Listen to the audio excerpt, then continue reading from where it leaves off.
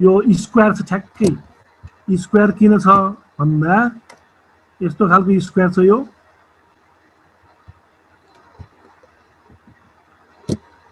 र स्क्वायर मेसमा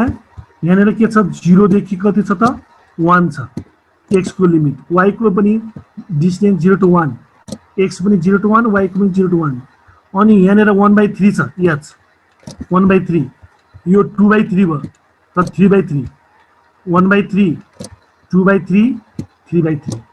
गर्दाखेरि यस्तो खालको भयो यो स्क्वायर भन्ने भयो यस्तो खालको भयो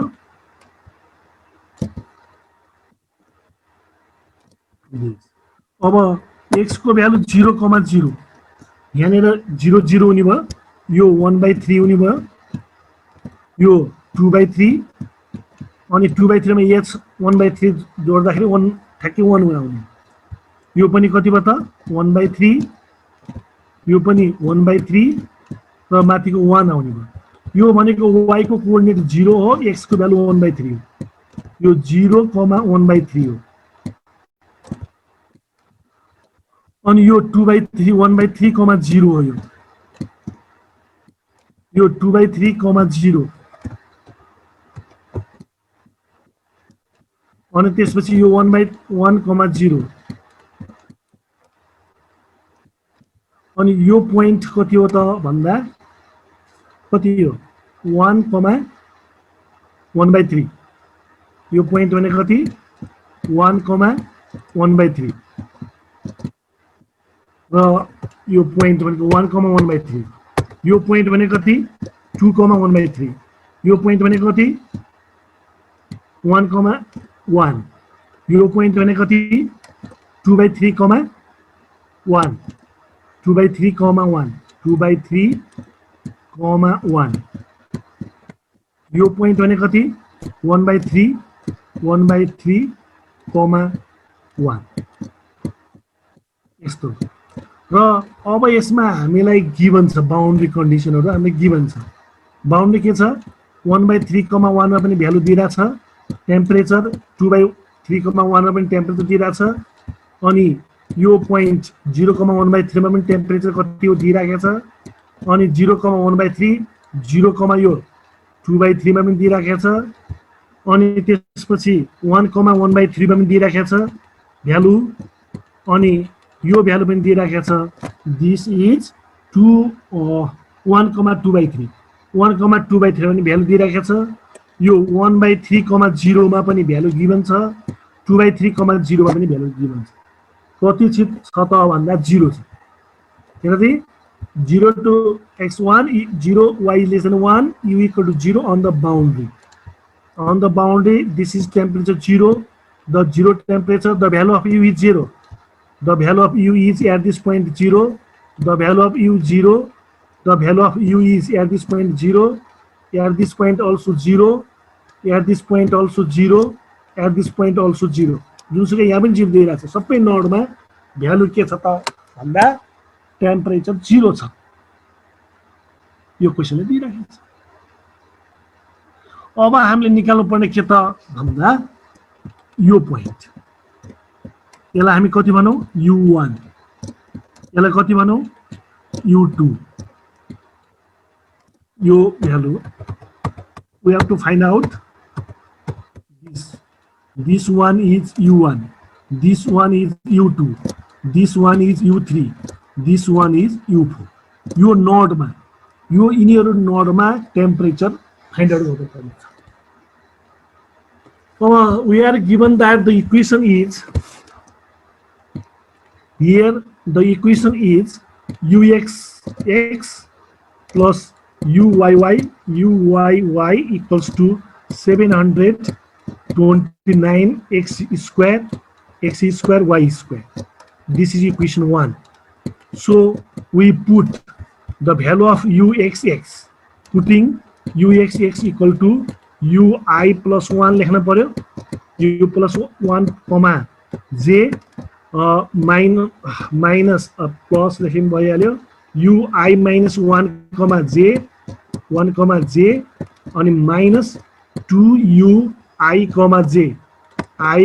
j divide by divide by कति h square this and uyy equals to ui comma j plus 1 plus ui comma j minus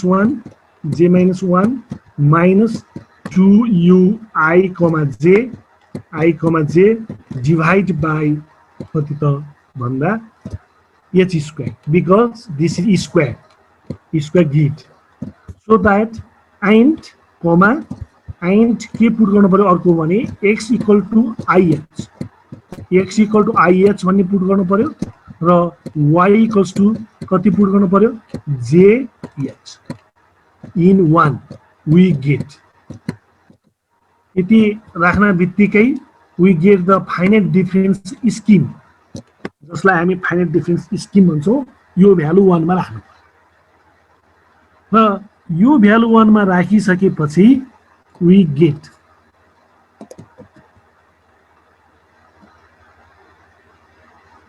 hello राख्यो त ल त यो भ्यालु हामीले अब 1 मा राख्न पर्यो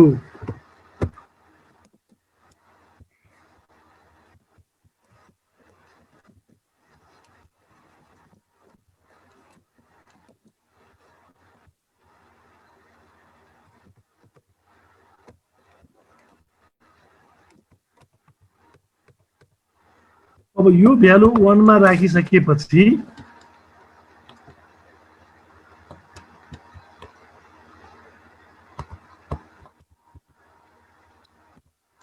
ल अब यो भ्यालुहरु 1 मा राखौं र 1 मा राखेपछि कति आउँछ त भन्दा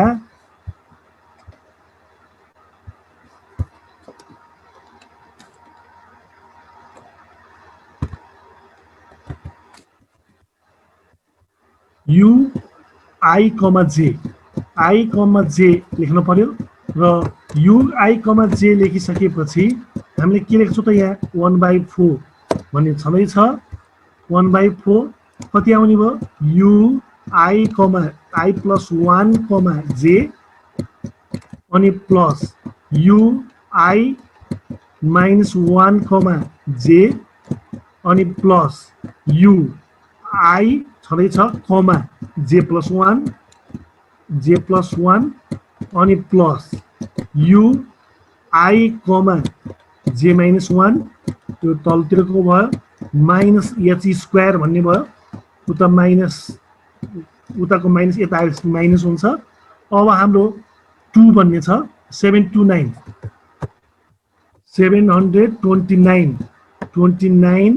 h स्क्वायर भन्ने छ अब x इक्वल टु ih गर्दाखेरि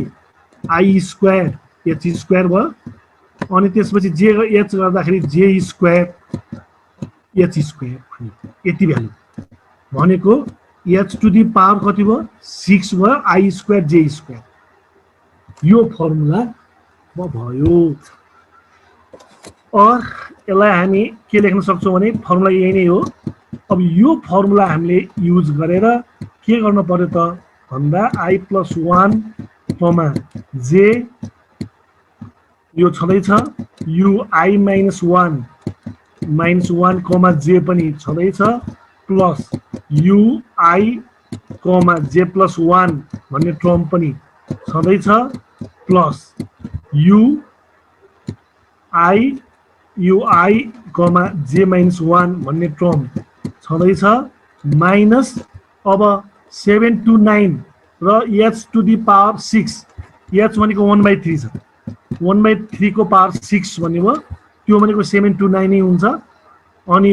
I स्क्वायर र j स्क्वायर मात्र कसरी भने 7 to 9 h को पावर 4 छ 6 छ h भनेको 1/3 छ 1/3 को पावर 6 भनेको 729 हो यो हाम्रो फर्मुला यो फर्मुलाबाट भ्यालु निकाल्ने अब यो फर्मुलाबाट भ्यालु चाहिँ हामीले निकाल्न पर्छ ल अब यसलाई भ्यालु निकाल्दा के गर्ने त भन्दा यसलाई चाहिँ के गर्नु पर्यो, यसलाई यसरी हटाइदिउँ अनि त्यसपछि अब हामीले भ्यालु निकालौँ। अब फर्मुला के भन्यो त भन्दा लेफ्टको राइटको भ्यालु प्लस माथिको भ्यालु अनि तलतिरको भ्यालु अनि डी अनि माइनसमा आई स्क्वायर र जे स्क्वायर भन्ने छ। त्यो कुरा यसमा चाहिँ नयाँ कुरा भयो, त्यसरी हामीले निकाल्नु पर्यो। अब त्यो भ्यालु निकाल्नको लागि हामीले फिगरबाट निकाल्दा सजिलो हुन्छ। फर्मुला त्यसैमा हो। यसलाई हामी कति भन्ने, u1 भन्ने, यसलाई कति भन्ने, u2 भन्ने, यसलाई कति भन्ने त भन्दा u3, यसलाई कति भन्ने त भन्दा u4। अब यो u4 भन्ने। अब फर i इक्वल्स टु 1, यसमा i र j चाहिने भएको हुनाले मैले i equal to 1 j equal to 1 यो माथिको फर्मुलामा i equal to 1 j equal to 1 भन्ने राख्नु पर्यो यो फर्मुलामा। अरूमा त यो हामीले लेफ्ट लिने, राइट लिने, माथिको लिने, तलको लिने, तर माइनस i स्क्वायर j स्क्वायरमा i equal to 1 j equal to 1 भन्ने टर्म राख्नु पर्यो। त्यसैले अब हाम्रो for i equal to 1 j equal to 1 x को पावर 6 कसरी भयो सर? हजुर x को पावर 6 के h स्क्वायर h स्क्वायर अगाडि पनि छ। यो डिभाइड h स्क्वायर उता गर्नु त h स्क्वायर। अब त्यसैले गर्दाखेरि अब फर यो u1 भने के होला त, u1 भनेको त i इक्वल टु 1 हो, तर j equal to 1 2 j equal to 2 i equal to 1 र j इक्वल टु 2 भनेको कति हो, u1 हो। त्यसैले u1 equals to i equal to 1 j equal to 2 भनेको कति हो, u1 हो। यो माथिकोमा i equal to 1 j equal to 2 भनेको u1 हो। त्यसैले u1 भनेको कति, i equal to 1 j equal to 2। अब लेफ्टतिरको भ्यालु 0 छ, राइटतिरको भ्यालु u2 छ, माथितिरको भ्यालु 0 छ, तलतिरको भ्यालु राइटतिरको भ्यालु कति छ, u2 छ, तलतिरको भ्यालु u3 हो बाबु। यो कति हो, u3। तलतिरको भ्यालु कति छ, u3 छ, अनि त्यसपछि माइनस छ फर्मुलामा, हैन त, माइनस 1 स्क्वायर र 2 स्क्वायर भनेको 4 आयो। दिस इज इक्वेसन 2 भन्नु पर्यो है। अब फर i इक्वल्स टु 1 र यो u2 भने कति हो, i इक्वल टु 1 होइन, i इक्वल टु कति हो भन्दा i इक्वल्स टु 2, यहाँनिर 1 यता 1 2 र j इक्वल टु कति हो त 1 2, j इक्वल टु पनि 2 हो। फर i इक्वल टु 2 र j इक्वल टु 2 त्यो राख्यो भने कति हो त u2। अब u2 को भ्यालुको फर्मुला के छ, 1/4 1/4 छँदैछ। लेफ्ट ह्यान्ड साइडतिर u1 छ, राइट ह्यान्ड साइडतिर 0 छ, मासतिरको भ्यालु कति छ त 0 छ, तलतिरको भ्यालु कति छ त u4 छ, अनि माइनस भन्ने पनि छ, 2 स्क्वायर भनेको 4 2 स्क्वायर भनेको 4 16 हो। i equal to 2 j equal to 2 गरेर 16 भयो। This is equation 3। अब u1 u2 अब u3 और u3 को लागि के हो त भन्दा यो i equal to 1 j equal to 1, i equals to पनि 1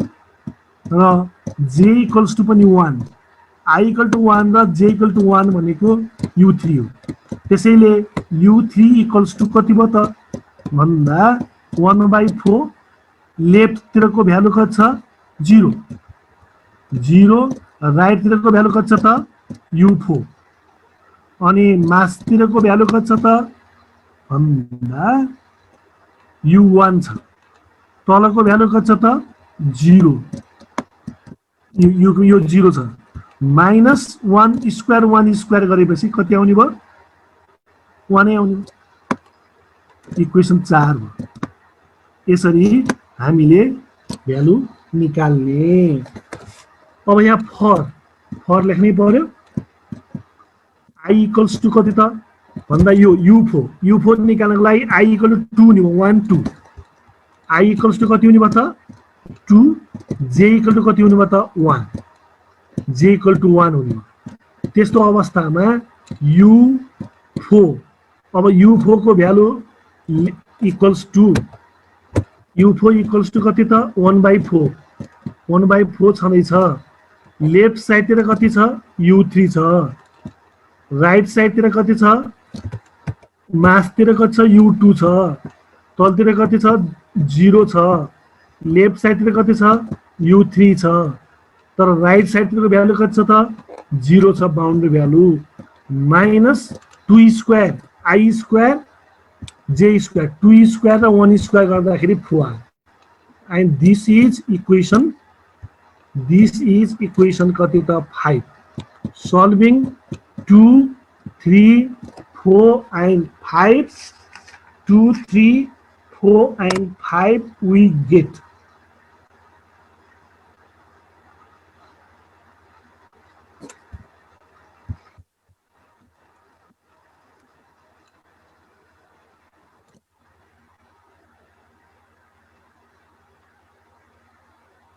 हामीले कुन मेथड गरिरहेका छौं डाइरेक्ट मेथड कहिलेकाहीँ कुन मेथड पनि सोध्न सक्छ iteration मेथडमा we can use either Gauss Seidel iteration or Jacobi iteration method but in the direct method we use calculator solving these U1 equal to कति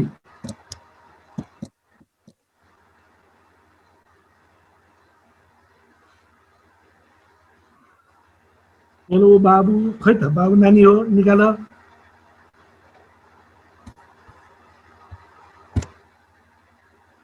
हेलो कता गयो बाबु क्याल्कुलेटर वाला बाबु कता गयो अंधे हैं सर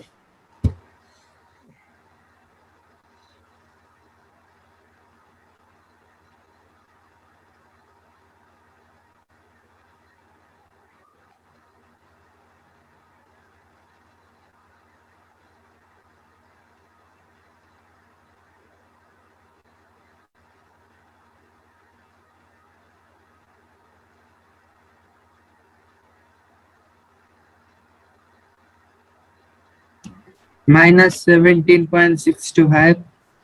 okay अब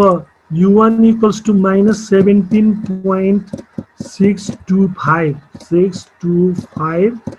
and U2 equals to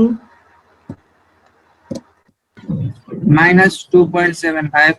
-2.75 and U3 equals to -2.625 -2.625 and U4 equals to -2.75 -2.75 यसरी यो टेम्परेचर विथ माइनसमा रहेछ बाबु यो टेम्परेचर तलतिर चाहिँ माइनसमा हुनु रहेछ बाउन्ड्रीतिर यति जिरो टेम्परेचर भएपछि बीचमा चाहिँ के हुन्छ मेटल प्लेटको बीचमा माइनस टेम्परेचर हुँदो रहेछ भन्ने कुरो थाहा पाउनु पर्यो यसरी निकाल्यौं अब यो क्वेशन दिँदाखेरि कहिलेकाहीँ के दिइरहेको हुन्छ भने 30/30 साइजको प्लेट छ त्यो प्लेटको टेम्परेचर यति छ भनेर यसरी ल्याङ्ग्वेजमा पनि क्वेशनले दिएको हुन्छ त्यो ल्याङ्ग्वेज